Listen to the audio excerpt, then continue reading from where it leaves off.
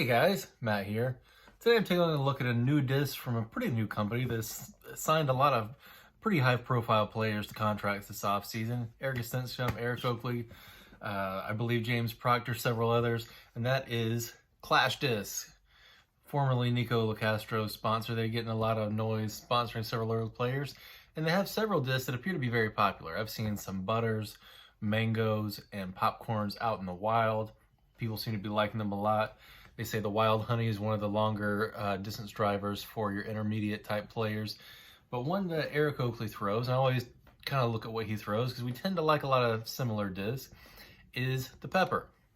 And it is an overstable driver. Numbers are something like 11404. This is the prototype version, so it doesn't have the numbers on the stamp. But it reminded me kind of like something like a Monster or a Max, a little bit, maybe the Infinite Disc Slab based on the numbers. So I thought I'd give it a shot, take it out. It feels really nice. This is the prototype steady plastic.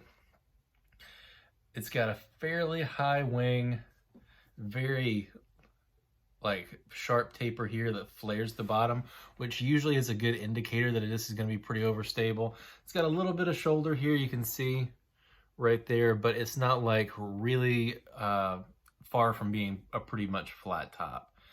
It's kind of similar to the types of tops you're seeing on Firebirds currently, not the older ones, but right now it's not too far away from that. So I took it out to a couple different courses to try it out.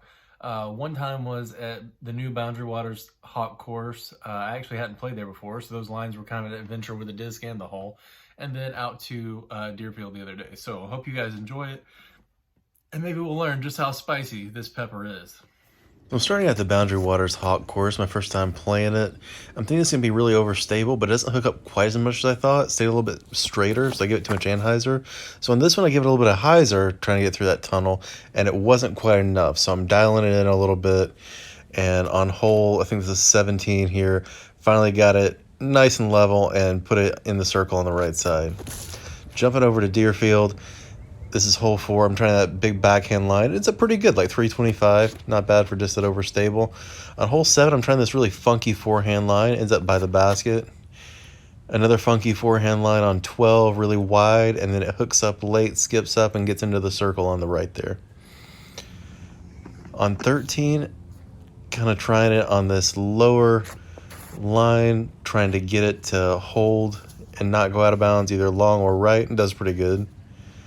14, the basket is way over here to the right on the edge of the OB, so I'm trying to throw it low and relatively hard, and it actually rides the line great, but it gets stuck on a root right here. So as you can see, like it is a very overstable driver. It's not as incredibly overstable as I thought it could be.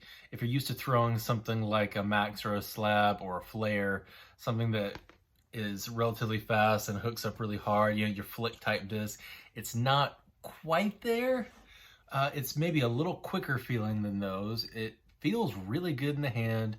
I tried it on that one backhand line. It kind of went further than I expected. It cracked 300 feet, which I couldn't do with a lot of those disc backhand, but it was not quite as overstable as I thought it might be at full power on forehand shots. So if you are like intermediate to advanced level thrower, your forehand's like in that 60-65 mile an hour range, I think that would be really good. When I tried to crank it past that, it was not quite as overstable as I was thinking it might be. But I think for your vast majority of people, this is going to be a great wind fighter, really nice disc to try out. And the plastic feels really good. It feels kind of like somewhere between like Castplast K1 and Latitude 64 Gold Line. But I threw it a bunch, and like you can see the rim. I hit some trees, and it's holding up really well. You can't even tell it's been thrown, other than the fact that there's a little bit of grass still on the rim from the last couple throws. So overall, pretty impressive. Good job, guys, at Clash. And if you like that style of disc, maybe give it a shot. Thanks for watching.